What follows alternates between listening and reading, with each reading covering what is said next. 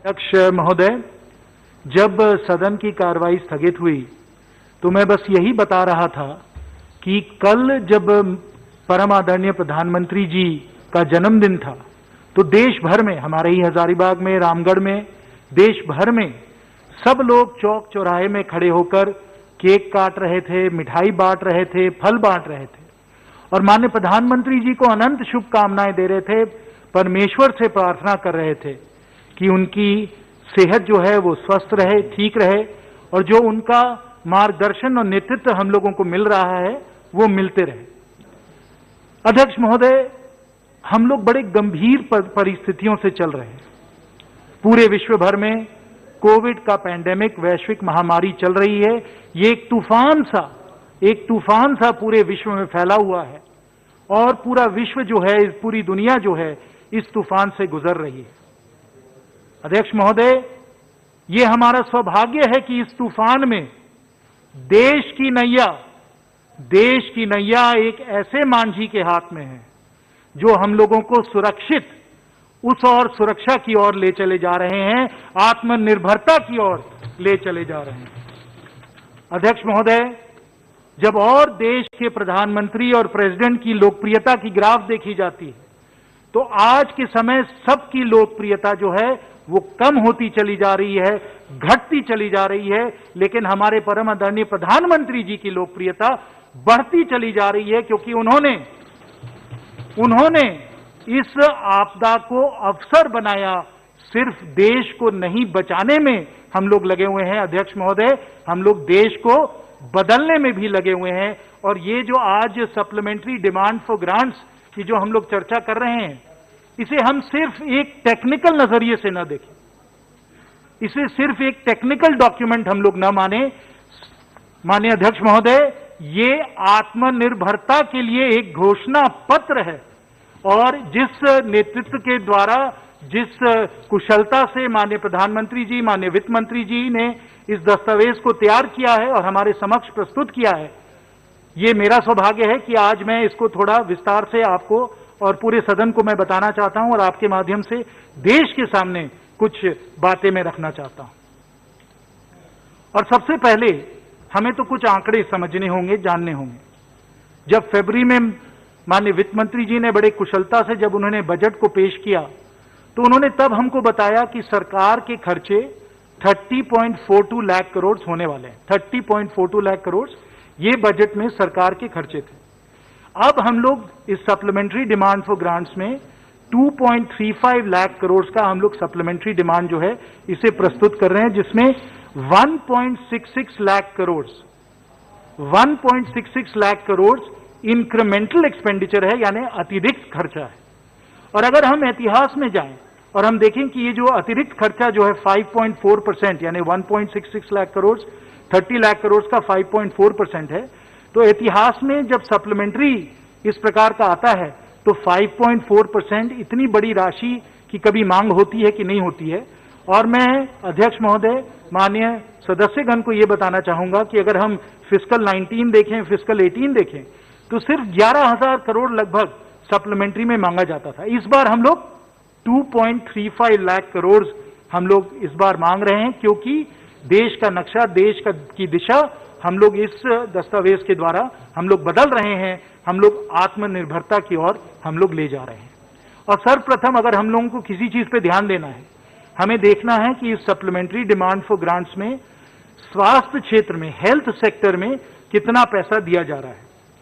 पहले तो disaster response में 46,602 करोड़ दिया गया है, जो सीधा राज्यों को जा रहा है, जिसमें कि कोविड के लिए जो भी उनको खर्चा करना हो उनके लिए काफी इसमें बड़ी राशि दी गई है, जिसमें कि वो कोविड का खर्चा कर सके।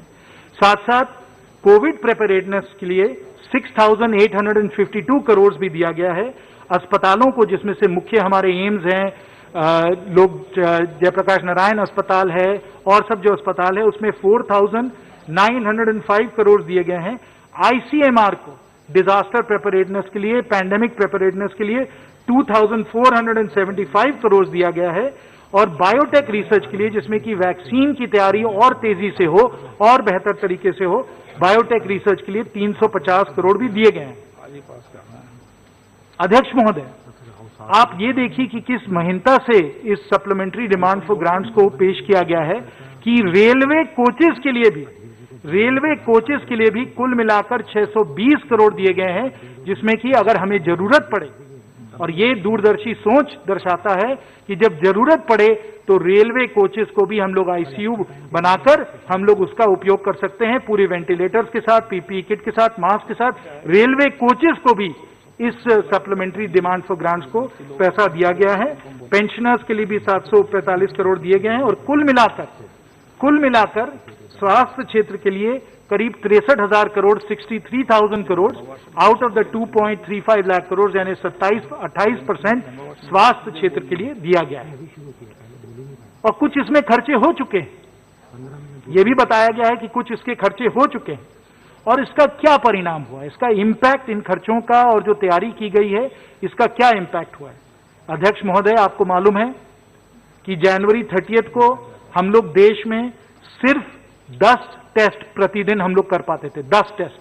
आज के समय 10 टेस्ट नहीं, हम लोग 10 लाख टेस्ट, 10 टेस्ट नहीं 10 लाख टेस्ट प्रतिदिन हम लोग कर रहे हैं। दुनिया में कोई और हमारा मुकाबला नहीं कर सकता है। हम लोग इतने सारे टेस्ट आज के समय कर रहे हैं। 1000 लैब हैं, 6 जो सरकारी हैं, 600 लैब हैं जो प्राइवेट सेक्टर में हैं।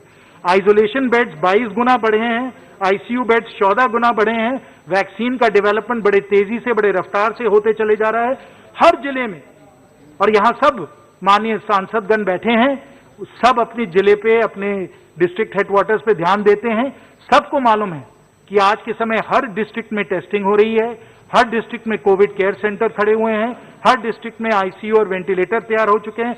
हजारीबाग, रामगढ़ वगैरह सब जगह हम लोगों ने इसकी तैयारी कर ली है। ये इसलिए किया गया है क्योंकि इन राशि को हम लोगों ने जिले में देकर कोविड की तैयारी हम लोगों ने कर लिया है। और साथियों, मैं आपको बताना चाहूंगा कि 70 साल में हम लोगों ने अपने देश में सिर्फ 48,000 वेंटिलेटर बनाए। 70 साल में 48,000 वेंटिलेटर। अब हम लोग 70 दिन में 50,000 वेंटिलेटर हम लोगों ने तैयार किया है। ये हम लोगों ने तैयारी कोविड के लिए की। लाखों लोगों की जिंदगी बचाई गई है। आत्मनिर्भरता की ओर हम लोग बढ़ते चले गए हैं। और जो हमारे जो कोरोना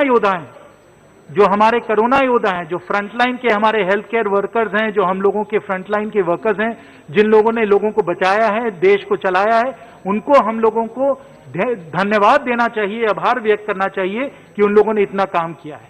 सीएसआर के तहत भी कई सारी संस्थाएं जो हैं उन्होंने वेंटिलेटर दिए हैं, आईसीयू बेड दिए हैं। सीसीएल ने हमारे ही क्षेत्र में एक नई सराई में बहुत बड़ा उन लोगों ने एक अस्पताल खड़ा किया है, जहां बहुत सारे लोग आज के समय उनको इलाज किया जा रहा है। ये अगर सीएसआर के तहत, पीएम केयर्स के तहत अगर हम लोगों को लाभ नहीं मिलता तो आज हम लोग कोविड के लिए तैयार नहीं होते। हमारे कार्यकर्ताओं ने और अनेक सिविल सोसाइटी के ऑर्गेनाइजेशन हैं, एनजीओ हैं, इन सब लोगों ने मदद की है। और आज जहां हम लोगों के पास पीपीई किट्स और मास्क और वेंटिलेटर नहीं होते थे, अध्यक्ष महोदय, आज हम लोग इन सब को एक्सपोर्ट कर रहे हैं। हमारे देश से ये सब बनकर, मेक इन इंडिया बनकर मेक फॉर द वर्ल्ड, ये हम लोगों ने काम किया है। आत्मनिर्भरता हम लोगों ने इस प्रकार से प्राप्त की है। अध्यक्ष महोदय, ये तो मैंने स्वास्थ्य क्षेत्र के बारे में आपको बताया। हम सबको ये भी मालूम है कि लॉकडाउन के दरमियान और लॉकडाउन के बाद ये एक बहुत ही जरूरी एक मामला था कि जिन लोगों को अनाज नहीं मिल रहा है, जो लोग भूखे थे, जिन लोगों की जरूरत थी, उन सबको हम लोगों को अनाज दिलवाना है। और इस सप्लीमेंट्री डिमांड फॉर ग्रांट्स में भी आप देख सकते हैं कि किस प्रकार से प्रधानमंत्री गरीब कल्याण योजना के तहत हर व्यक्ति को इस देश में अनाज मिला है। उसको किसी को कोई भूख नहीं हुई है, क्योंकि सब लोगों को जन वितरण प्रणाली के द्वारा, जो माननीय वित्त मंत्री जी ने घोषणा की थी कि हर कोई को अनाज मिलेगा, हर कोई को दाल मिलेगा, अध्यक्ष महोदय, उनको दिलवाया गया है। प्राइस स्टेबलाइजेशन में हमने 6,000 करोड़ का प्रावधान किया है। फूड सिक्योरिटी में हम लोगों ने 10,000 करोड़ का प्रावधान किया है। गरीब कल्याण योजना के लिए 4,860 करोड़ का प्रावधान किया है। और जिसमें कि लोगों को गैस का सिलेंडर मिले, और अपना खाना वो पका सके, गैस पे खाना पका सके। उज्ज्वला योजना के लिए भी इस सप्लीमेंट्री डिमांड फॉर ग्रांट्स के लिए 13,000 करोड़ दिया गया है। अध्यक्ष महोदय, जब आपदा आती है तो जो आपने पहले के काम किए हैं, जो आपके पुराने जो अच्छे जो सिस्टम बने हैं, उनका जो है महत्व हम लोगों को तब पता चलता है। हम लोग मिलजुल कर, और माननीय वित्त मंत्री जी उस समय वित्त मंत्रालय में थी, उन्हीं के नेतृत्व में, माननीय अरुण जेटली जी के नेतृत्व में जन धन योजना को हम लोगों ने चालू किया। हर परिवार को हम लोगों ने बैंक का खाता दिया। और अगर आज जनधन योजना के तहत हम लोग करीब 31,000 करोड़ 30,957 करोड़ सीधा हम लोगों ने बैंक के खाते में दिया है, तो ये जनधन का कमाल है कि हम लोगों ने इसके द्वारा सबको बैंक के खाते में हम लोगों ने जाकर उनको पैसे दिए हैं। जो नेशनल सोशल असिस्टेंस प्रोग्राम्स भी हैं, जो वृद्धा पेंशन है, विधवा पेंशन है, विकलांग पेंशन है, ये भी सीधा लोगों के बैंक के खाते में गया है। ये भी क्योंकि हम लोगों ने तैयारी पहले से ही की हुई थी। सबको हम लोगों ने एक कल्याणकारी योजनाओं में जोड़कर हम लोगों ने लाभ पहुंचाया था। आज के समय जब जरूरत पड़ी, जब आपदा आया, तो सीधा उनके बैंक के खाते में हम लोगों ने ये पैसे पहुंचा दिए। प्रधानमंत्री किसान सम्मान निधि की भी दो किश्त 4,000 रुपए हम लोगों ने सबके बैंक के खातों में डाला है। और इसके द्वारा जो कई लोगों की मांग थी, बड़े सारे अर्थशास्त्री विशेषज्ञ मांग करते थे कि लोगों के सीधे हाथ में आप पैसे दीजिए। अध्यक्ष महोदय, अगर हम हिसाब करें और हम जानना चाहें कि ग्रामीण क्षेत्र में हर परिवार के बैंक के खाते में इन सब योजनाओं के तहत कितने पैसे आए हैं, अगर उसमें हम एमएसपी के भी पैसे, फसल के भी पैसे अगर हम डाल दें, तो कुछ लोगों ने हिसाब किया, अनुमान किया है कि हर परिवार को ग्रामीण क्षेत्र में 10 से 12,000 करोड़ सीधा इनके बैंक के खाते में गया है। जो अर्थशास्त्री कह रहे थे कि ये पैसा दीजिए जिसमें कि हम कंजम्पशन को मजबूत रखें, दुरुस्त रखें, ये भी हम लोगों ने इस सप्लीमेंट्री डिमांड फॉर ग्रांट्स में करके दिखाया गया है। और रोजगार की अगर हम बात करें, आप सबको मालूम है कि इस देश की रीढ़ की हड्डी हमारे एमएसएमई सेक्टर के है। और एमएसएमई सेक्टर को जो 3 लाख करोड़ ऑटोमेटिक क्रेडिट का जो कहा गया था कि 20% इनको और मिलेगा, उस 3 लाख करोड़ के लिए 4,000 करोड़ क्रेडिट गारंटी फंड भी इस दस्तावेज में है। हम लोग उसका जो है आज के समय जो 3 लाख करोड़ है उसका वितरण काफी हो चुका है। लगभग 1.63 लाख करोड़ इसका आवंटन हो चुका है। 3 लाख करोड़ का हमने वादा किया, 1.63 लाख करोड़ हम लोगों ने इसका आवंटन किया है। और इसके द्वारा हमारा एमएसएमई जो है वो सुरक्षित रहे हैं। हम लोगों ने ठेले वालों को भी कहा कि हम आपको 10,000 रुपए देंगे जिसमें आपका कारोबार, आपका व्यापार चल सकता है। और 288 करोड़ इस सप्लीमेंट्री डिमांड फॉर ग्रांट्स में अपने सब जो ठेले वाले हैं उन लोगों के लिए है। जिन एमएसएमई की डिस्ट्रेस्ड एसेट्स हैं, जिनको और पैसे की सुरक्षा की जरूरत है, उनके लिए भी 250 करोड़ का प्रावधान किया गया है। अध्यक्ष महोदय, आपको मालूम है, और ये दुखद एक मामला था कि बहुत सारे जो शहरों में मजदूर थे, जिनको घर लौटना पड़ा, उनको भी रोजगार की जरूरत थी, उनको भी हम लोगों को कोई ना कोई साधन देना था। और अध्यक्ष महोदय, इस डिमांड फॉर ग्रांट्स में नरेगा के लिए, जिसके लिए माननीय वित्त मंत्री जी ने 60,000 करोड़ दिए थे बजट में, 40,000 करोड़ और दिए हैं, जिसमें कि जिन लोगों को रोजगार की जरूरत हो, अगर वो घर जाते हैं, ग्रामीण क्षेत्र में जाते हैं, तो उनको भी हम साधन दे सकते हैं, उनका भी हम समर्थन कर सकते हैं। और ये बहुत हम लोगों के लिए संतुष्टि की बात है कि जैसे हमारी अर्थव्यवस्था रिकवर करती चली जा रही है, अर्थव्यवस्था फिर दुरुस्त होती चली जा रही है, तो जो स्पाइक आया था, जो पीक आया था नरेगा के यूजेज में, डिमांड में, जहां तक करीब 6 करोड़ लोग जॉब कार्ड लेकर काम कर रहे थे, आज, और पूरे सदन को मुझे लगता है इससे बहुत संतुष्टि मिलेगी कि जहां 6 करोड़ लोग नरेगा में काम कर रहे थे, आज ये जो संख्या है वो 2 करोड़ से कम हो चुकी है, क्योंकि अर्थव्यवस्था अब रिकवर कर रही है। अर्थव्यवस्था को अनलॉक के द्वारा हम लोग और मजबूत हम लोगों ने बना दिया है। अध्यक्ष महोदय, there is a particular sector that I pay a great deal of attention to. and that is the financial sector. Because as we know, credit is the lifeblood of the economy. And if during this time of COVID pandemic, during this emergency, if a financial sector suffers, if the lifeblood of the economy is not available, then it's very difficult for our economy to recover, for companies to get the credit that they deserve, for MSMEs to be able to get working capital loans, and also for smaller entrepreneurs to be able to fund their activities and prosper. So it is a matter of great satisfaction that in this supplementary demand for grants, if you see the various allocations that have been made to keep our financial sector robust, you will note that it is having in fact the intended effect. In this supplementary demand for grants, we have asked for 20,000 crores for recapitalization bonds for our public sector banks. We have asked for 1,232 crores for a 2% interest subvention on Shishu loans.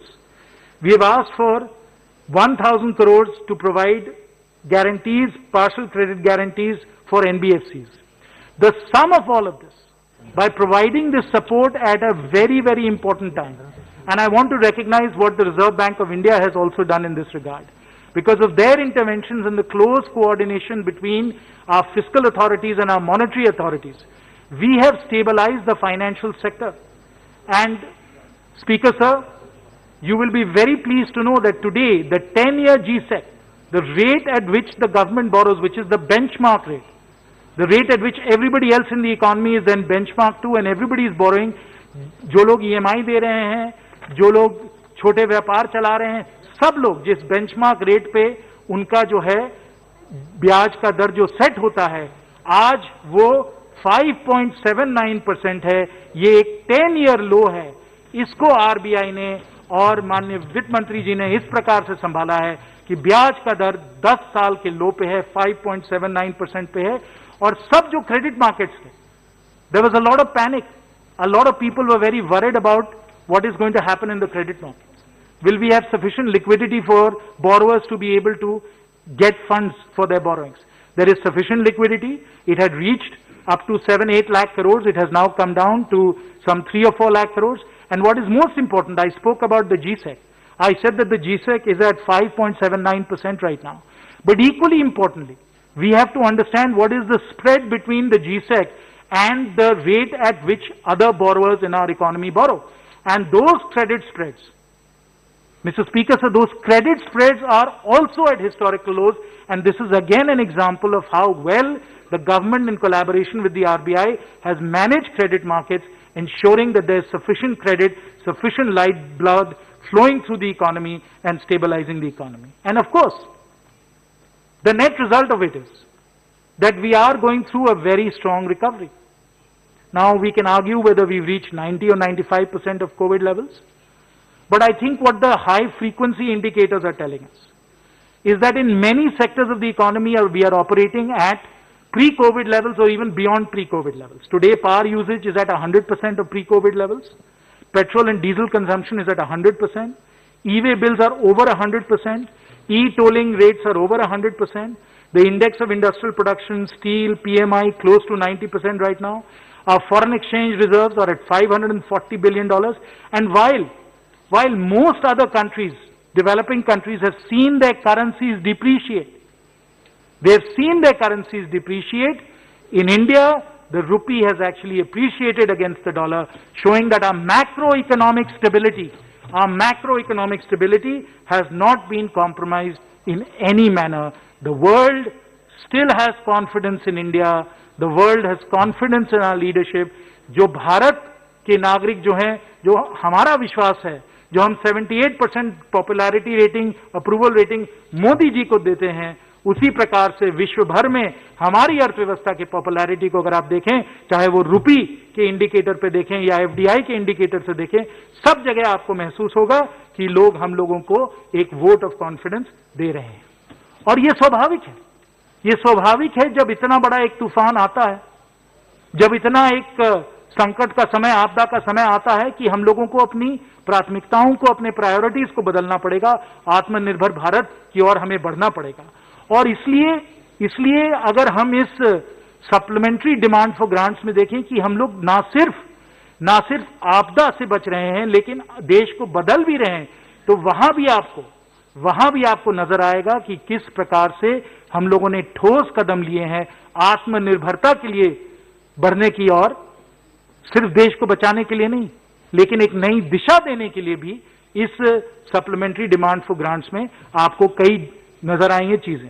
एक आपने जरा अध्यक्ष महोदय, अगर आपने ध्यान दिया होगा तो आपने देखा होगा कि स्ट्रेटेजिक पेट्रोलियम रिजर्व पे हम लोग 3,184 करोड़ 3,184 करोड़ के लिए हम लोगों ने एक अलॉटमेंट किया है।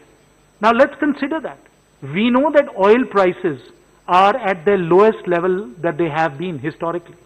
At this point, to set aside 3,184 crores and put petroleum in reserve for our country demonstrates clearly how we are thinking about Atmanirbhar Bharat, कि जब जरूरत पड़ेगी तो हमारे पास ये रिजर्व्स होंगे। इसके लिए भी हम लोगों ने पैसे का आवंटन किया। ये दूरदर्शी सोच देखिए इसमें कि हम लोग अपना रिजर्व्स इस तरीके से बढ़ा रहे हैं।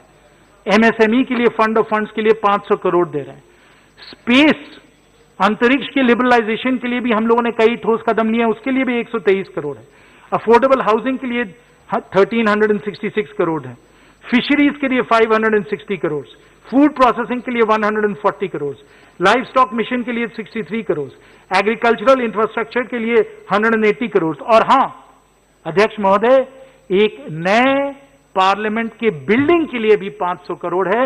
हम लोग सिर्फ आज के बारे में नहीं सोच रहे हैं, हम भविष्य के बारे में भी सोच रहे हैं। हम एक आत्मनिर्भर भारत, एक नया भारत हम लोग इस प्रकार से इस आत्मनिर्भर भारत घोषणा पत्र के द्वारा हम लोग बना रहे हैं। तो इस तरीके से आप देख रहे हैं कि खर्चा तो किया ही जा रहा है लेकिन देश को भी हम बदल रहे हैं, देश को हम एक नए दिशा की ओर हम लोग ले जा रहे हैं। अंत में अध्यक्ष महोदय, मैं सिर्फ यही कहूंगा कि परम आदरणीय प्रधानमंत्री जी लाए हैं तूफान से देश की नाव निकालकर, लाए हैं प्रधानमंत्री जी ने तूफान से देश की नाव निकालकर। हमें विश्वास है कि मंजिल से आगे बढ़कर मंजिल तलाश करेंगे।